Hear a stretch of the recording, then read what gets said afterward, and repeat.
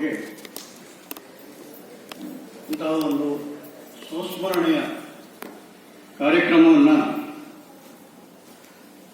ರಾಜ್ಯದ ರಾಜಧಾನಿಯಲ್ಲಿ ಇರಿಸಿಕೊಂಡಿರುವುದು ನಮಗೆಲ್ಲ ಬಹಳ ಸಂತೋಷವನ್ನು ಉಂಟು ಮಾಡಿದೆ. ಈ ಎರಡೂ ಸಂಘಟನೆಯವರಿಗೆ ನಾನು ತುಂಬ ಹೃದಯದ ಕೃತಜ್ಞತೆಗಳನ್ನು ಸಲ್ಲಿಸ್ತಾ ಇದ್ದೇನೆ. ಆಗಬೇಕಾದ ಕೆಲಸ. ಯಾಕಂದರೆ ಎಚ್ ಶ್ರೀಧರವರು ಉಪೇಕ್ಷಿತರಲ್ಲಿ ಒಬ್ಬರು. ಕನ್ನಡ ಸಾಹಿತ್ಯ ವಿಮರ್ಶೆ ಕ್ಷೇತ್ರದಲ್ಲಿ ಅಲಕ್ಷಿಸಲ್ಪಟ್ಟ ವ್ಯಕ್ತಿಗಳಲ್ಲಿ ಬಿ ಎಚ್ ಶ್ರೀಧರರು. ವಾಸ್ತವವಾಗಿ ಅವರು ಪಾಂಡಿತ್ಯದ ಮಹಾಪರ್ವತ, ಜ್ಞಾನದ ಮಹಾಸಾಗರ. ಅವರಂಥವರ ಬಗ್ಗೆ ಒಂದು ಕಾರ್ಯಕ್ರಮವನ್ನು ಇಲ್ಲಿ ಇರಿಸಿಕೊಳ್ಳುವ ಮೂಲಕ ಈ ಸಂಘಟನೆಯವರು ಬಹಳ ದೊಡ್ಡ ಕೆಲಸವನ್ನು ಮಾಡಿದ್ದಾರೆ ಅಂತ ನಾನು ಅಂದ್ಕೋತಾ ಇದ್ದೀನಿ.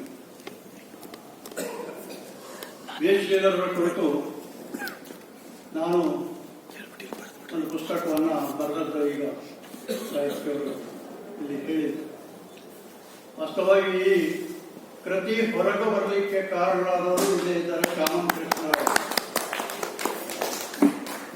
ಅವರ ಒತ್ತಾಸೆಯ ಮೇರೆಗೆ ಕೇಂದ್ರ ಸಾಹಿತ್ಯ ಅಕಾಡೆಮಿ ಭಾರತೀಯ ಸಾಹಿತ್ಯ ನಿರ್ಮಾಪಕರ ಮಾಲಿಕೆಯಲ್ಲಿ ಈ ಕೃತಿಯನ್ನು ಹೊರಗೆ ತಂದಿದೆ. ಡಾಕ್ಟರ್ ಸಿದ್ದಲಿಂಗಯ್ಯನವರು ಅವರ ಒಂದು ಪ್ರೇರಣೆಯ ಮೇರೆಗೆ ನನ್ನನ್ನು ಸಂಪರ್ಕಿಸಿ ಈ ಪುಸ್ತಕವನ್ನು ಬರೆಸಿದ್ದಾರೆ. ನಿಜವಾಗಿ ನಾನು ಭಾಗ್ಯವಂತ. ಯಾಕೆಂದರೆ ಬಿ ಎಚ್ ಶ್ರೀಧರ್ ಅವರು ನನ್ನ ವಿದ್ಯಾಗುರುಗಳು. ಅವರು ಕೆನರಾ ಕಾಲೇಜ್, ಕುಮಟಾ ಕೆನರಾ ಕಾಲೇಜಿನಲ್ಲಿ ಅವರು ಸಂಸ್ಕೃತ ಲೆಕ್ಚರರ್ ಆಗಿದ್ದರು. ಅಲ್ಲಿ ನಾನು ಅವರ ಶಿಷ್ಯನಾಗಿದ್ದೆ. ಅಷ್ಟೇ ಅಲ್ಲ, ಅವರು ನಮ್ಮ ಕುಟುಂಬಕ್ಕೆ ಅತ್ಯಂತ ಹತ್ತಿರದ ಒಡನಾಟವನ್ನು ಹೊಂದಿದವರಾಗಿದ್ದರು. ನಮ್ಮ ಮನೆಗೆ ಮತ್ತೆ ಮತ್ತೆ ಬರ್ತಾ ಇದ್ರು. ನಮ್ಮ ತಂದೆಯವರ ಸಂಗಡ ಅವರು ಸಂಸ್ಕೃತದಲ್ಲಿ ಸಂಭಾಷಣೆ ಮಾಡೋದನ್ನು ನಾನು ಕೇಳಿದ್ದೆ. ಇಲ್ಲಿ ಗಮನಿಸಬೇಕಾದ ಒಂದು ಸಂಗತಿ, ಬಿ ಎಚ್ ಶ್ರೀಧರ್ ಅವರ ಮಗಳು ರಾಜೇಶ್ವರಿ ಅವರು ಇಲ್ಲಿ ಬಂದಿದ್ದಾರೆ, ಅವರ ಪತಿ ಕೃಷ್ಣ ಲೋಕಯ್ಯವರು ಇಲ್ಲಿ ಬಂದಿದ್ದಾರೆ ಅನ್ನೋದು ನಮಗೆ ಬಹಳ ಸಂತೋಷವನ್ನು ಉಂಟು ಮಾಡುವಂತಹ ಸಂಗತಿ. ನಾನೇನು ಬಹಳ ವಿಸ್ತಾರವಾಗಿ ಶ್ರೀಧರರ ಕುರಿತು ಹೇಳಲಿಕ್ಕೆ ಹೋಗೋದಿಲ್ಲ. ಈ ಪುಸ್ತಕದಲ್ಲಿ ಒಂದು ರೀತಿಯಲ್ಲಿ ಸಮಗ್ರ ಅನ್ನುವ ರೀತಿಯೊಳಗೆ ಅವರ ಬದುಕು, ಅವರ ಬರಹ ಎರಡನ್ನೂ ಇಲ್ಲಿ ಅಳವಡಿಸಲಾಗಿದೆ. ಅದನ್ನು ತೆಗೆದುಕೊಂಡು ಓದಬಹುದು.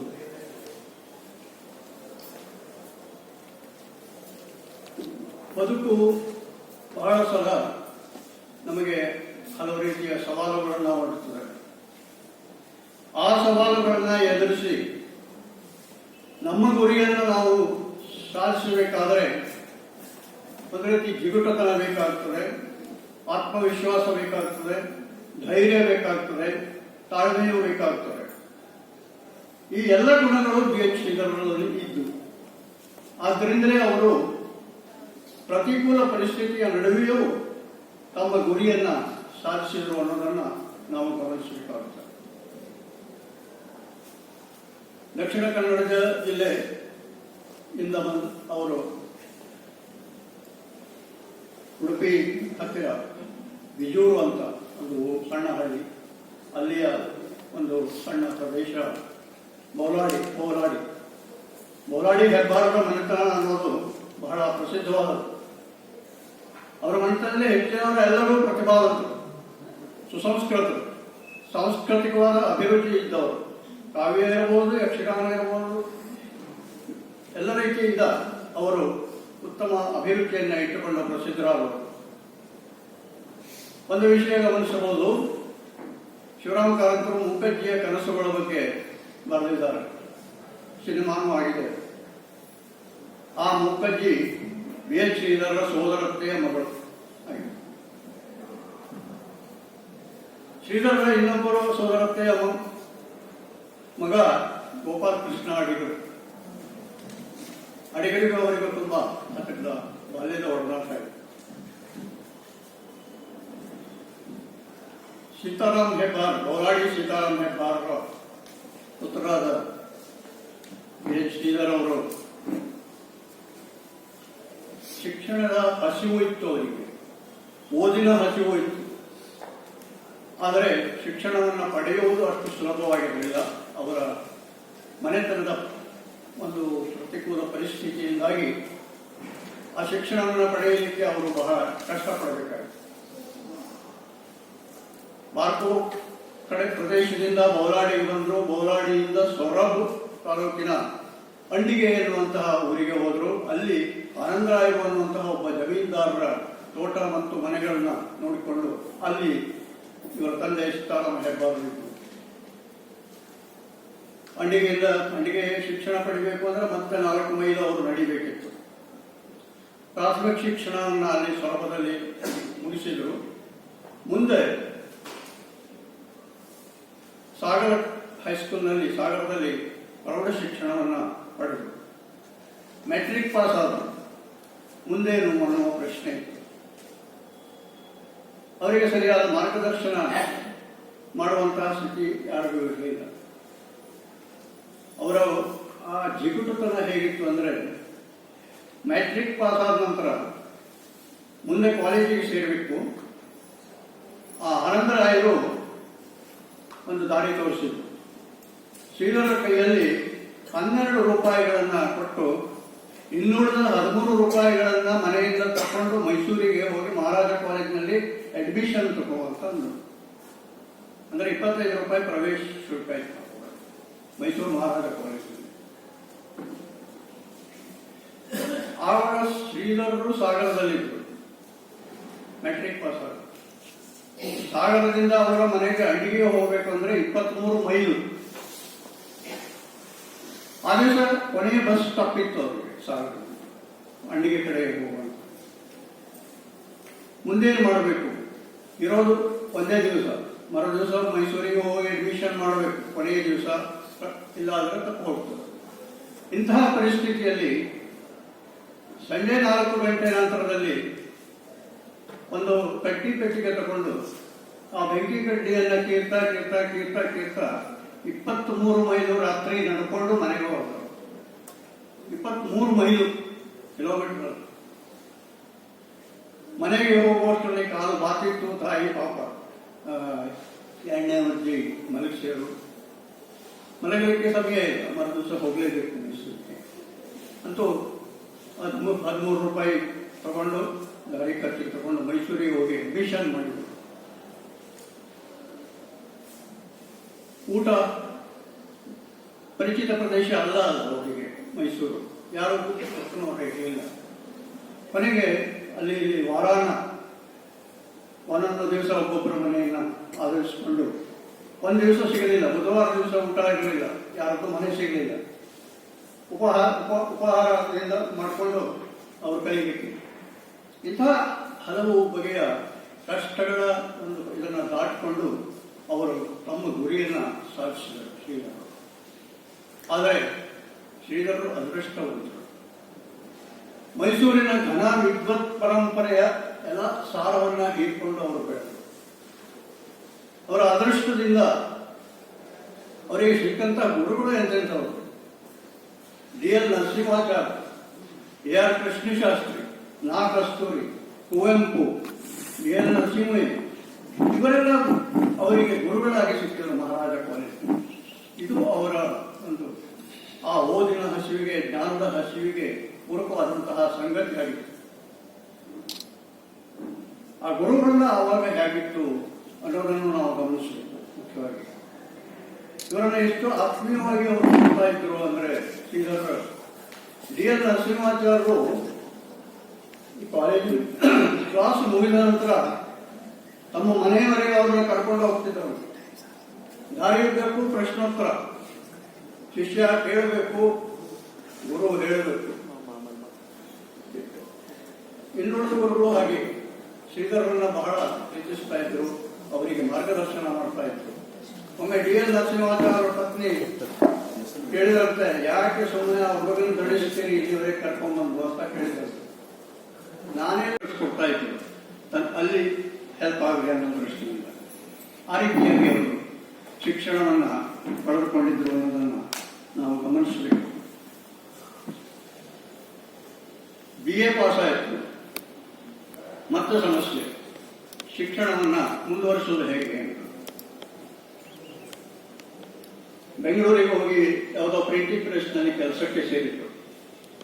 ಆದರೆ ಸ್ವಲ್ಪ ದಿವಸದಲ್ಲಿ ಅವರ ಗುರುಗಳೇ ಮೈಸೂರಿಗೆ ಕರೆಸ್ಕೊಂಡ್ರು ಅವರನ್ನು. ಅವರ ಪರಿಸ್ಥಿತಿ ತಿಳ್ಕೊಂಡು ತಾವೇ ಹಣವನ್ನು ಸಂಗ್ರಹಿಸಿ ಕಾಲೇಜಿಗೆ ಮತ್ತೆ MA ಅಡ್ಮಿಷನ್ ಕೊಡಿಸಿದ ಗುರುಗಳೇ ಅವರ ಗುರುಗಳು.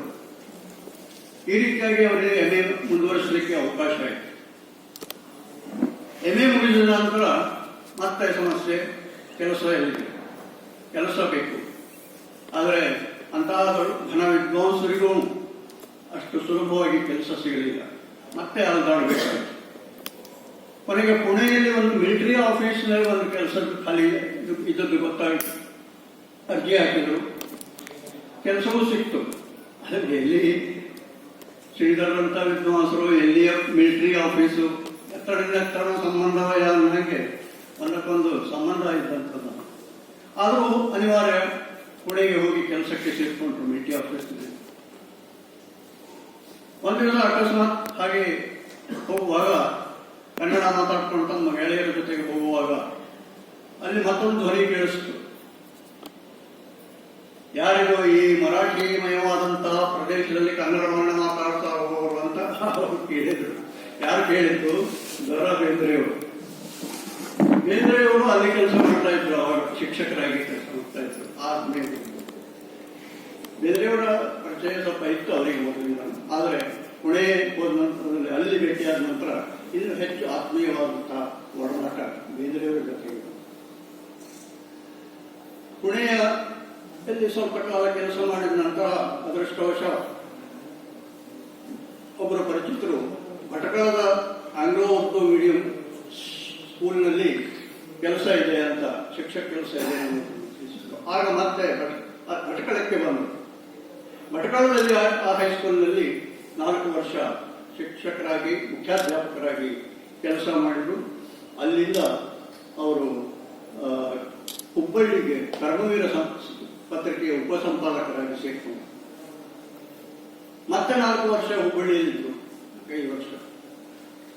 ಮತ್ತೆ ಅವರಿಗೆ ಬೇಕಾದಂತಹ ಕೆಲಸ ಕುಮಟೆಯಲ್ಲಿ ಕೆನರಾ ಕಾಲೇಜು, ಅಲ್ಲಿ ಸಂಸ್ಕೃತ ಲೆಕ್ಚರರ್ ಆಗಿ ಕೆಲಸ ಸಿಕ್ತು.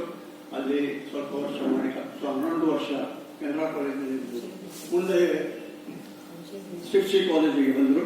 ಶಿರ್ಸಿ ಕಾಲೇಜಿನಿಂದ ಸಿದ್ದಾಪುರ ಕಾಲೇಜಿನಲ್ಲಿ ಪ್ರಾಚಾರ್ಯರಾಗಿ ಕೆಲಸ ಮಾಡಿ ಅಲ್ಲಿಂದ ನಿವೃತ್ತರಾಗಿ ಮತ್ತೆ ಶಿರ್ಸಿ ಕಾಲೇಜಿನಲ್ಲಿ ಅಡ್ಮಿನಿಸ್ಟ್ರೇಟರ್ ಆಗಿ ಕೆಲಸ ಮಾಡಿದರು. ಈ ರೀತಿಯಾಗಿ ಅವರ ಒಂದು ಬದುಕಿನ ದಾರಿ ಹಲವಾರು ಕಡೆ ಹರಡಿಕೊಂಡ್ರು.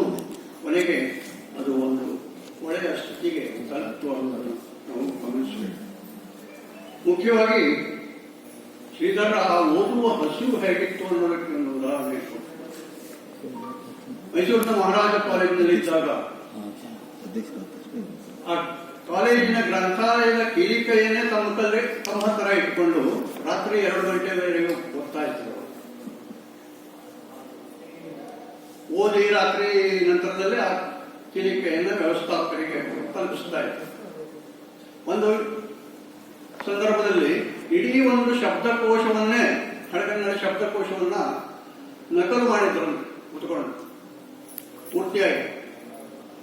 ಅಂದ್ರೆ ಅಷ್ಟು ತೀಕ್ಷ್ಣವಾದ, ತೀವ್ರವಾದ ಒಂದು ಓದಿನ ಅವರ ಜ್ಞಾನದ ಹಸಿವನ್ನು ನಾವು ಗಮನಿಸಬೇಕಾಗಿದೆ.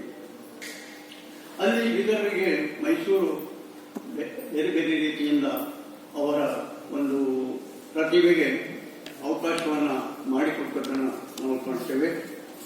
ಇನ್ನು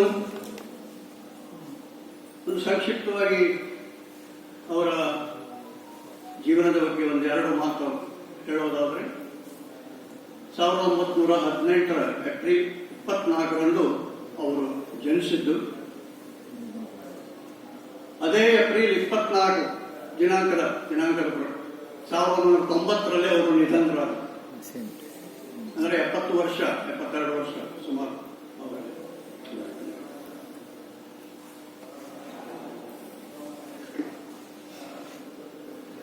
ಮೊದಲೇ ಹೇಳಿದ ಹಾಗೆ ಕೋಲಾಡಿ ಹೆಬ್ಬಾರರ ಮನೆತನ ಬಹಳ ಪ್ರಸಿದ್ಧವಾದದ್ದು, ಪ್ರತಿಭಾವಂತರಿಂದ ಕೂಡಿದ್ದಾಗಿತ್ತು. ಕಿರಣ್ಯ ಹೆಬ್ಬಾರರು ಅವರು ಯಕ್ಷಗಾನ ಪ್ರಸಂಗಗಳನ್ನೆಲ್ಲ ರಚನೆ ಮಾಡಿದವರು, ಬಹಳ ಪ್ರಸಿದ್ಧರು. ಇವರ ತಂದೆ ಸೀತಾರಾಮ್ ಹೆಬ್ಬಾರರು ಸಹ ಭಾಗವತರಾಗಿದ್ದರು, ಅರ್ಥಧಾರಿಗಳಾಗಿದ್ದರು. ಆ ವೆಂಕಟರಮಣ ಹೆಬ್ಬಾರರು ಮುದ್ದಣನಿಗೆ ಶ್ರೀರಾಮ ಪಟ್ಟಾಭಿಷೇಕ ಮುದ್ದಣವರು ಬರೆದಾಗ ಅದಕ್ಕೆ 16 ವಾರ್ಷಿಕಗಳನ್ನು ಈ ವೆಂಕಟರಮಣ ಹೆಬ್ಬಾರರು ಬರೆದು ಕೊಟ್ಟಿದ್ರು. ಅದಕ್ಕೆ ಇದರೊಳಗೆ ಸೇರಿಸಿದ್ದಾರೆ. ಅದನ್ನು ಮುದ್ದಣವರು ತಮ್ಮ ಹೆಸರಿನಿಂದ ಪ್ರಕಟಣೆಗೆ ಕಳಿಸಲಿಲ್ಲ. ಮಹಾಲಕ್ಷ್ಮೀ ಕೃತ ಎನ್ನುವಂತಹ ಹೆಸರು ಹಾಕಿ ಅದನ್ನು ಪತ್ರಿಕೆಗೆ ಪ್ರಕಟಣೆ ಕಳಿಸಿದ್ರು. ಅದು ಬಹಳ ಸುಮಾರು 20-30 ವರ್ಷದ ನಂತರ ಗೊತ್ತಾಯಿತು ಅದು ಮುದ್ದಣವರು ಬರೆದಿದ್ದು ಅಂತ. ಈ ರೀತಿಯಾಗಿ ಆ ಕಾಲದಲ್ಲಿ ಶ್ರೀಧರರಿಗೆ ಬೇಂದ್ರೆಯವರ ಅತ್ಯಂತ ಹತ್ತಿರದ ಒಡನಾಟ ಇತ್ತು, ತೀರಾ ಹತ್ತಿರದ ಒಡನಾಟ ಇತ್ತು. ಮತ್ತೆ ಬೇಂದ್ರೆಯವರು ಇವರ ಮನೆಗೆ ಬರ್ತಾ ಇದ್ರು, ಇವರು ಅಲ್ಲಿಗೆ ಹೋಗ್ತಾ ಇದ್ರು. ಇಬ್ಬರು ಮಾತಿನವರು ಮಾತಾಡಲಿಕ್ಕೆ ಹಾಕಿದರೆ ಅದು ತಾಸುಗಟ್ಟಲೆ ಅಲ್ಲ, ದಿವಸಗಟ್ಟಲೆ ವಾರಗಟ್ಟಲೆ ಮಾತಾಡುವಂತ ಮಾತಿನ ಮಾತು. ಬೇಂದ್ರೆಯವರು ಹಾಗೆ, ಶ್ರೀಧರರು ಹಾಗೆ. ಆ ಬಗ್ಗೆ ಶ್ರೀಧರ್ ಅವರ ಪತ್ನಿ ರಮಾದೇವಿಯವರು ಬರೆದಿದ್ದಾರೆ ಅವರ ಅನುಭವಗಳಲ್ಲಿ.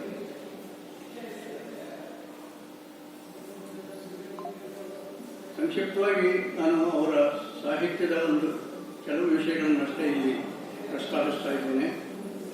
ಅದು ಬಹಳ ಅಗಾಧವಾದಂತಹ ಸಾಹಿತ್ಯ.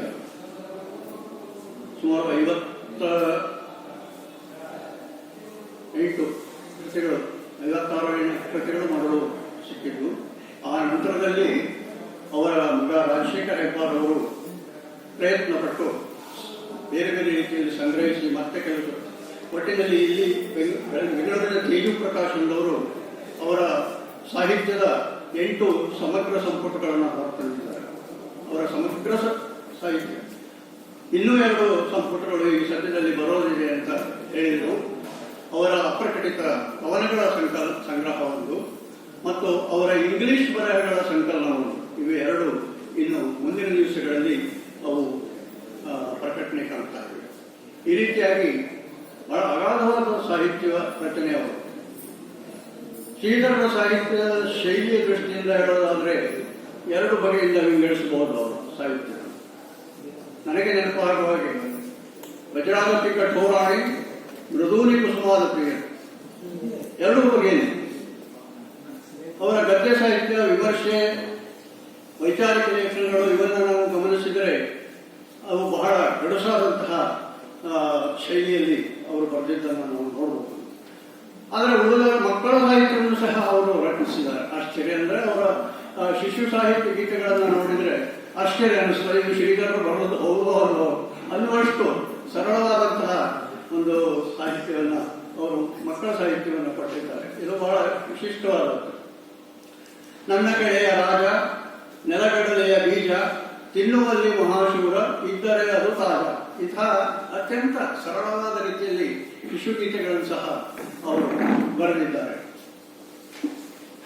ಇನ್ನು ಶ್ರೀಧರರು ನಾನು ಮೊದಲೇ ಹೇಳಿದ ಹಾಗೆ ಅತ್ಯಂತ ಮೇಧಾವಿ, ಪಾಂಡಿತ್ಯದ ಮಹಾಪರ್ವತ. ಮನಃಶಾಸ್ತ್ರ, ಭಾಷಾಶಾಸ್ತ್ರ, ಶಿಲ್ಪಶಾಸ್ತ್ರ, ಧರ್ಮಶಾಸ್ತ್ರ, ಶಿಕ್ಷಣಶಾಸ್ತ್ರ ಎಲ್ಲ ಪ್ರಕಾರಗಳಲ್ಲಿ ಅವರು ಬಹಳ ಅದ್ಭುತವಾದಂತಹ ಕೃತಿಗಳನ್ನು ರಚಿಸಿದ್ದಾರೆ. ಅದರಲ್ಲಿ ಇಂಗ್ಲಿಷ್ನಿಂದಲೂ ಅನುವಾದಿಸಿದ್ದಾರೆ, ಸಂಸ್ಕೃತದಿಂದಲೂ ಅನುವಾದಿಸಿದ್ದಾರೆ. ಅನೇಕ ಕೃತಿಗಳನ್ನು ಅನುವಾದಿಸಿದ್ದಾರೆ. ಮುಖ್ಯವಾಗಿ ಅರವಿಂದರ ಸಾಹಿತ್ಯದ ಪ್ರಭಾವಕ್ಕೊಳಗಾಗಿದ್ದಂತಹ ಶ್ರೀಧರರು ಅವರ ಬೇಂದ್ರೆಯವರ ಒಡನಾಟ ಇದ್ದುದರಿಂದ ಅರವಿಂದರ ಬಗ್ಗೆ, ಮಹರ್ಷಿ ಅರುಣ ಮಹರ್ಷಿಗಳ ಬಗ್ಗೆ, ಇವರ ಬಗ್ಗೆ, ರಮಣ ಮಹರ್ಷಿಗಳ ಬಗ್ಗೆ ಸಹ ಅವರು ತಮ್ಮ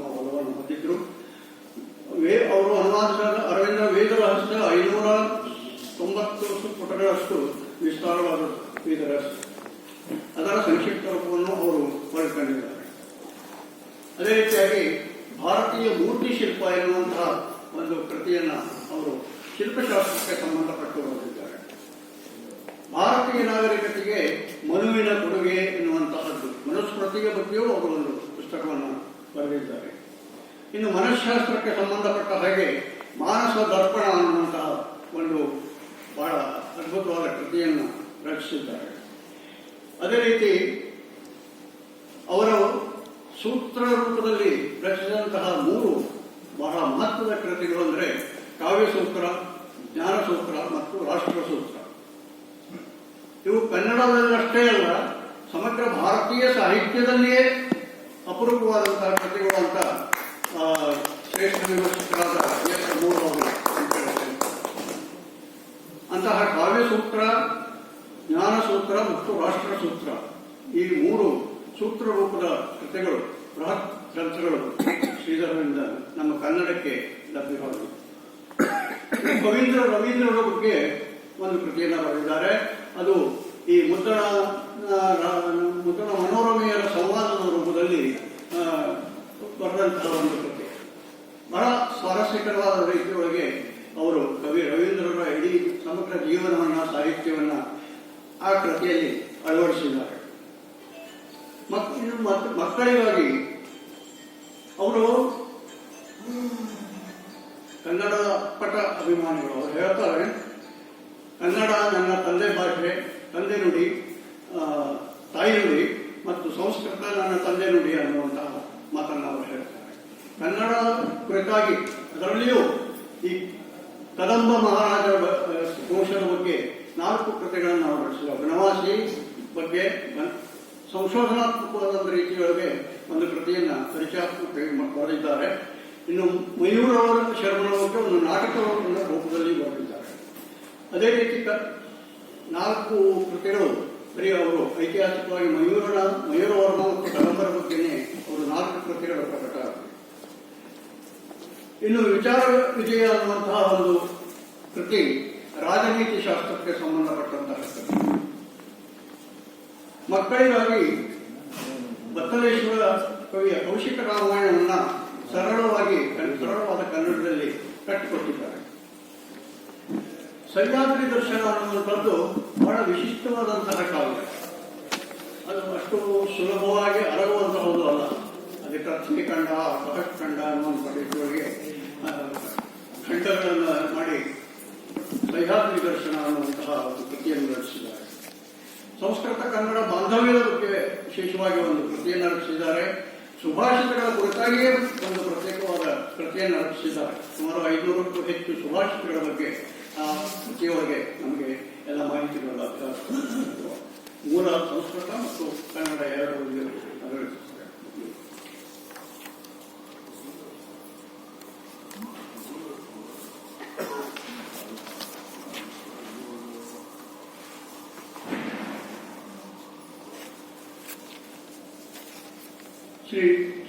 ಶ್ರೀಯುತ ಶ್ರೀಧರರಿಗೆ 5 ಮಕ್ಕಳು. ಸುಮಾ, ರಾಜಕುಮಾರ್, ವಿಜಯ, ರಾಜಶೇಖರ ಮತ್ತು ರಾಜೇಶ್ವರಿ. ರಾಜೇಶ್ವರರು ಇದ್ದಾರೆ. ರಾಜಶೇಖರ ಹೆಬ್ಬಾರವರು ಸಿಂಡಿಕೇಟ್ ಬ್ಯಾಂಕ್ನಲ್ಲಿ ಕೆಲಸ ಮಾಡಿ ನಿವೃತ್ತರಾಗಿ ಶಿರ್ಸಿಯಲ್ಲಿ ವಾಸವಾಗಿದ್ದಾರೆ.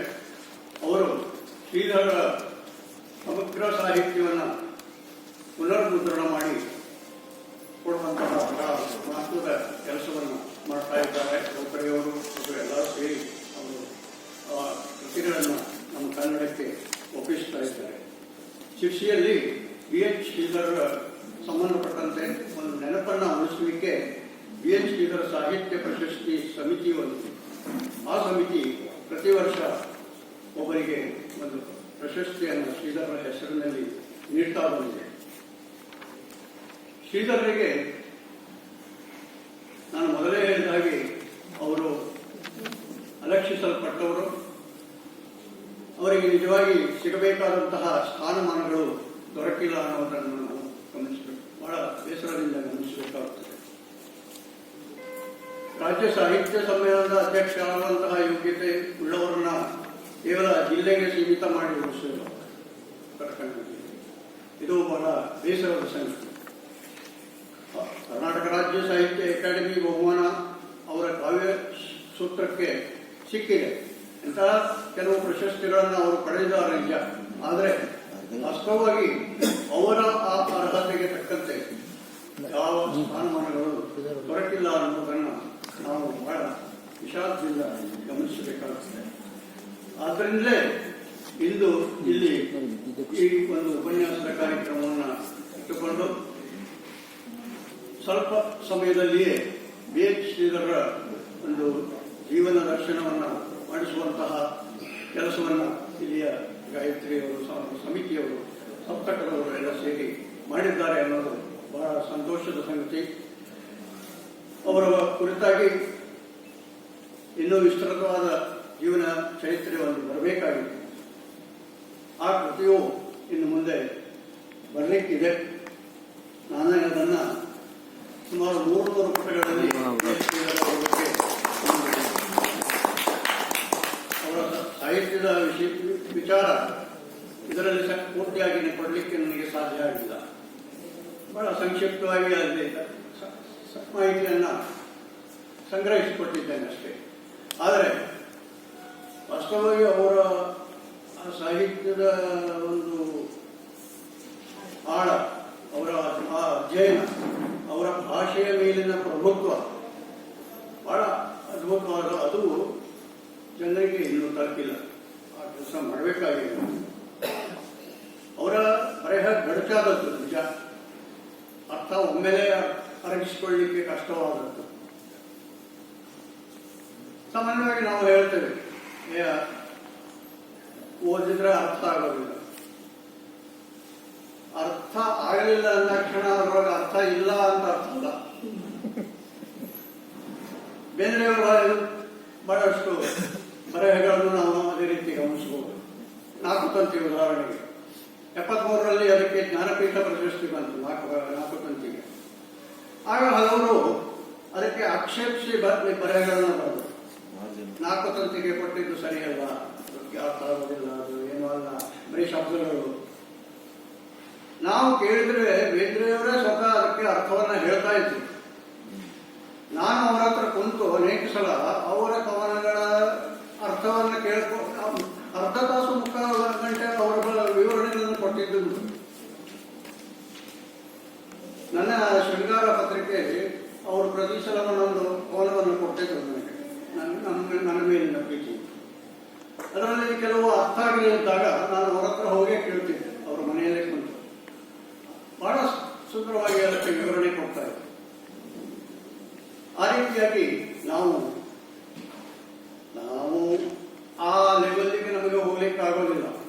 ಬೇಂದ್ರೆಯವರಾಗಿರಲಿ ಅಥವಾ ಶ್ರೀಧರರಾಗಿರಲಿ, ಅಂದಾಕ್ಷಣ ಅವರಲ್ಲಿ ಅರ್ಥ ಇಲ್ಲ ಅಂತ ನಾವು ತಿಳ್ಕೋಬೇಕಾಗಿಲ್ಲ.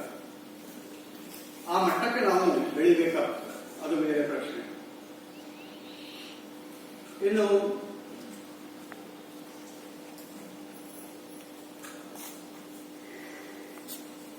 ಬೇಂದ್ರೆಯವರು ಮತ್ತು ಶಿವರಾಮ್ ಕಾರಂತರ ಜೊತೆಗೆ ಶ್ರೀಧರನಿಗೆ ಅತ್ಯಂತ ಹತ್ತಿರದ ಒಡನಾಟ ಇದೆ.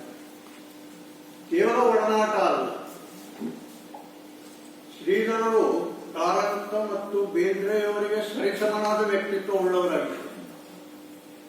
ಆ ಮಟ್ಟದಲ್ಲಿ ನಾವು ಶ್ರೀಧರರನ್ನು ಪರಿಗಣಿಸಬೇಕಾಗಿದೆ. ಅದಕ್ಕೆ ಶ್ರೀಧರರ ಸಾಹಿತ್ಯವನ್ನ ನಾವು ಆದಷ್ಟು ಹೆಚ್ಚು ಜನರಿಗೆ ತಲುಪಿಸುವಂತಹ ಕೆಲಸ ಮಾಡಬೇಕಾಗಿರ್ತದೆ. ಶ್ರೀಧರರಂತಹ ಒಬ್ಬ ವ್ಯಕ್ತಿ ಕನ್ನಡ ಸಾಹಿತ್ಯ ಲೋಕದಲ್ಲಿ, ಕನ್ನಡ ಸಾಹಿತ್ಯ ಚರಿತ್ರೆಯನ್ನು ನಾನು ಗಮನಿಸಿದರೆ ಅದರಲ್ಲಿ ಶ್ರೀಧರರ ಬಗ್ಗೆ ಕೇವಲ ಒಂದೇ ಒಂದು ವಾಕ್ಯ, ಕನ್ನಡ ಸಾಹಿತ್ಯ ಚರಿತ್ರೆ ಒಳಗೆ ಅಷ್ಟೊಂದು ಆರಕ್ಷಕ್ಕೆ ಯೋಗ್ಯರಾದರು. ಇದು ನಮ್ಮ ಪ್ರಶ್ನೆ. ಬಹುಶಃ ಶ್ರೀಧರರ ಪುಸ್ತಕಗಳನ್ನು ಮುಟ್ಟಲಿಕ್ಕೆ ನಮ್ಮ ವಿಮರ್ಶಕರು ಹೆದರ್ತಾ ಇದ್ರೆ ಅಂತ ಅನಿಸ್ತದೆ. ಅಟ್ಲೀಸ್ಟ್ ಶ್ರೀಧರೊಬ್ಬರು ಇದ್ದಾರೆ ಅಂತ ಅವ್ರಿಗೆ ಗೊತ್ತಿದೆಯಲ್ಲ, ಅದೇ ನಮ್ಮ ಪುಣ್ಯ. ಈ ರೀತಿಯಾಗಿ ನಮ್ಮ ಸಾಹಿತ್ಯ ಅವರನ್ನು ಅಲಕ್ಷ್ಯದಿಂದ ಕಂಡಿದೆ. ಸಾಹಿತ್ಯ ವಿಮರ್ಶೆ ಆ ರೀತಿ ಮುಂದೆ ಆಗಬಾರದು ಅನ್ನೋ ದೃಷ್ಟಿಯಿಂದ ಶ್ಯಾಮನ್ ಕೃಷ್ಣರಾಯರ ಒಂದು ಒತ್ತಾಸೆಯಿಂದ ಶ್ರೀಧರ ಬಗ್ಗೆ ಒಂದು ಪುಸ್ತಕ ಬಂದಿದೆ ಅನ್ನೋದು ಬಹಳ ಸಮಾಧಾನದ ಸಂಗತಿ. ನಿಜವಾಗಿ ಶ್ರೀಧರ ಬಗ್ಗೆ ಅವರೇ ಬರೀಬಹುದಾಗಿತ್ತು, ಆದರೆ ಅವರು ಆ ಪುಣ್ಯ ಕೆಲಸವನ್ನು ನನಗೆ ಒಪ್ಪಿಸಿದ್ರು. ಅಂತೂ ಒಂದು ಪುಸ್ತಕ ಬಂದಿದೆ, ಅವರ ಪುಸ್ತಕದ ಇಲ್ಲಿ ಮರಾಠಕ್ಕಿದೆ ಅಂತ ಕಾಣಿಸ್ತದೆ. ಅದನ್ನು ತಗೊಂಡು ಶ್ರೀಧರರ ಬಗ್ಗೆ ನೀವು ಸ್ಪಷ್ಟವಾದ ಒಂದು ಕಲ್ಪನೆಯನ್ನು ಮಾಡಿಕೊಳ್ಳಲಿಕ್ಕೆ ಸಾಧ್ಯ ಇದೆ. ಈ ಸಂದರ್ಭದಲ್ಲಿ ನನಗೆ ಇಲ್ಲಿ ಒಂದಿಷ್ಟು ವಿಚಾರಗಳನ್ನು ಹಂಚಿಕೊಂಡಿದ್ದೀನಿ. ಭಾಷಣ ಅಂತಲ್ಲ, ಗಾಯತ್ರಿ ಅವರು ರೀತಿಯಿಂದ ಕೆಲವರು ಬಂದಿದ್ದೀನಿ. ನನಗೆ ಸ್ವಲ್ಪ ಮಾತಾಡೋದು ಸ್ವಲ್ಪ ಪ್ರಾಬ್ಲಮ್ ಆಗುತ್ತೆ, ಬೇರೆ ಹೆಲ್ತ್ ದೃಷ್ಟಿಯಿಂದ.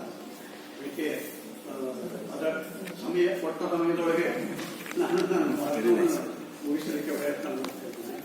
ಇಲ್ಲಿ ನಮ್ಮ ಎಲ್ಲ ಪಡೆದವರೇ ಇವರೆಲ್ಲ ಇವತ್ತು ಇವರ ಸಂಗಡ ಕುರಿತು ಇಂತಹ ಒಂದು ಉಪನ್ಯಾಸವನ್ನು ನೀಡಲಿಕ್ಕೆ ಅವಕಾಶ ಆಗಿದ್ದು ನನ್ನ ಅದೃಷ್ಟ.